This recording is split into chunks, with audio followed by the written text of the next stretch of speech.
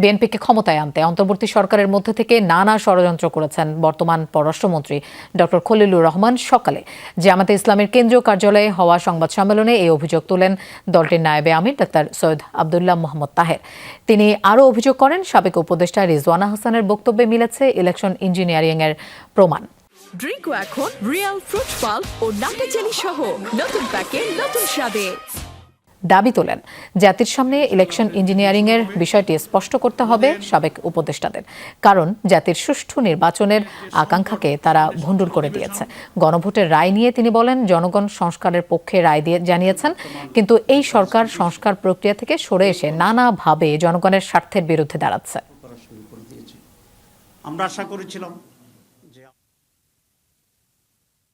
Advocate Rizwana তিনি একটা সাংবাদিকের সাথে কথা বলে এটা প্রকাশ করেছেন, তাহলে বোঝা যায় আমরা যে ইলেকশন ইঞ্জিনিয়ারের যে কথা আসছিল বা আসছে সেটাকেই উনি নিজেই স্বীকার করে রাজসাক্ষী হয়েছেন।